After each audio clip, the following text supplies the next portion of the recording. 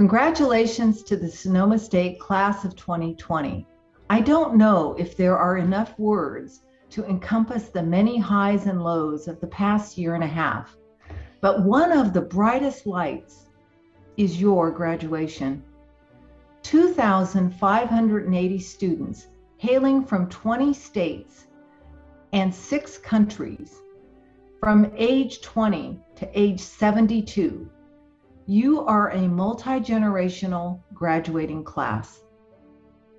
Some of you are the very first in your family to graduate from college, while others share parents and even grandparents with degrees and certificates from the California State University. Your achievements over the past few years at Sonoma State reflect an incredible strength and focus.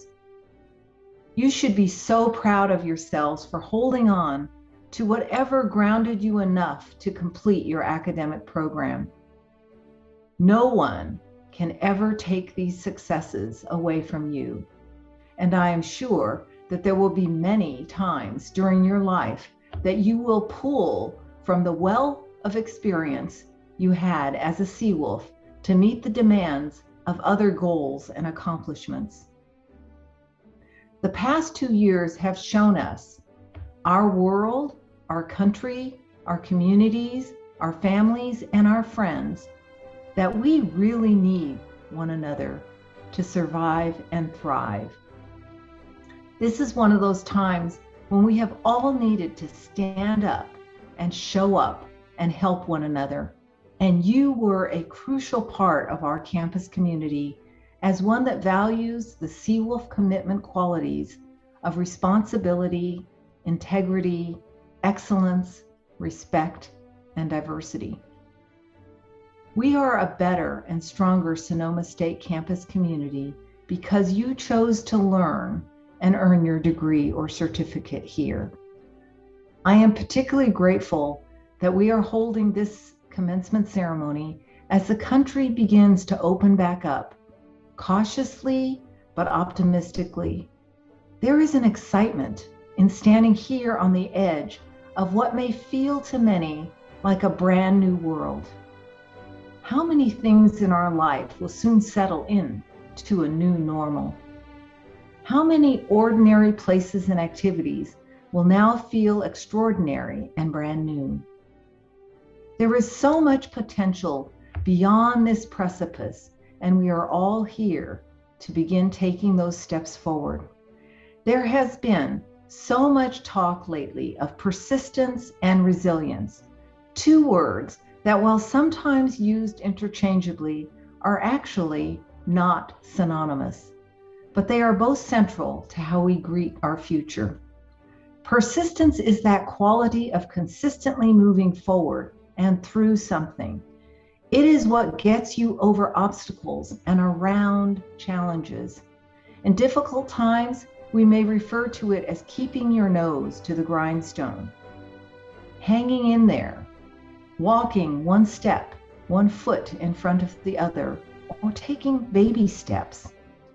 For more enthusiastic opportunities, we might say, break a leg, you can do it. Or to quote Nike, just do it. The Japanese have the word gambate, which my parents always used to tell us to fight for what you want and to never give up. It is one of those words that is used for encouragement and support. Go for it, always do your best, and just keep going.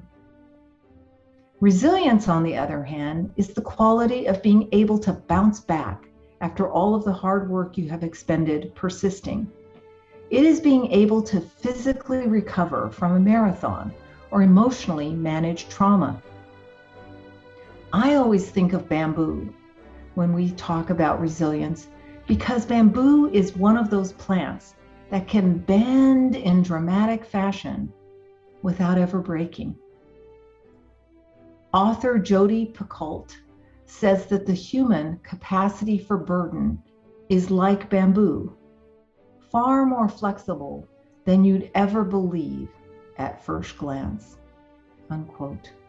But we need to be careful not to confuse persistence and resilience with omnipotence, the quality of having unlimited or very great power. There is sometimes a perception that we should be invulnerable, despite the myriad challenges people face and methods we use to cope. For those of us who have experienced trauma in our lives, we know that it is not just about plowing through and resettling into a status quo. Being strong should never mean being invulnerable.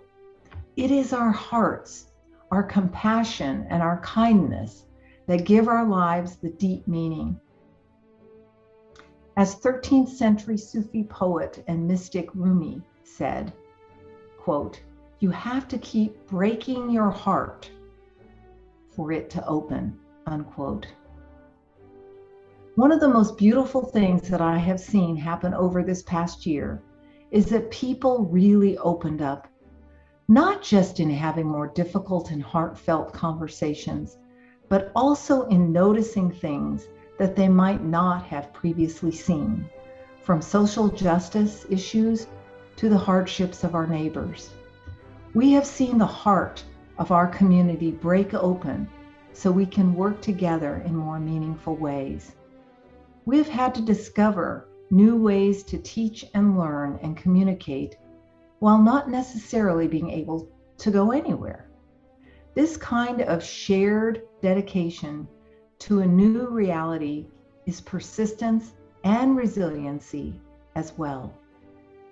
Knowing when to reach out, when to seek help, what resources we need to keep going, and to keep our minds, bodies, and hearts in adequate shape is all part of what it takes to be strong and flexible. Kindness helps us remain strong, both in the giving and receiving, as do empathy and gratitude, and lending a hand at just the right time. Everything you have achieved to this point, you own as yours. Just take a moment to honor that and to celebrate the magnitude of your potential. You have accomplished much already, and there are many of us excited to cheer you on as you take the next steps into your future.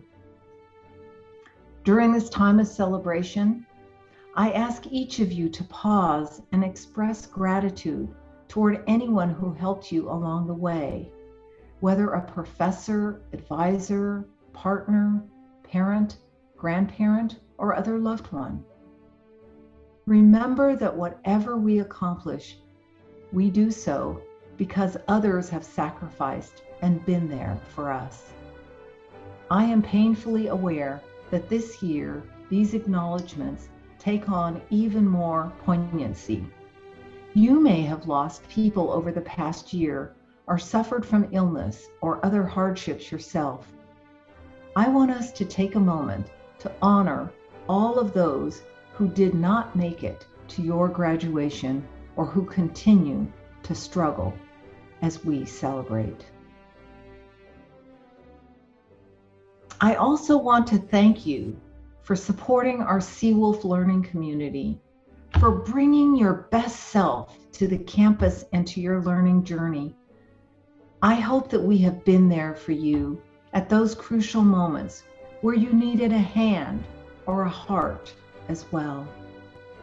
As Sonoma State graduates, you will always have a connection to this institution, and I hope that you will nurture a lifelong relationship to all of your fellow Seawolves. Come and visit the campus, attend a concert, talk to current students, offer them the wisdom of your experience, be part of the Alumni Association, and encourage others to join us at Sonoma State. We will always welcome you home. Congratulations. We are so proud of you and wish you all the best in the years to come. Thank you.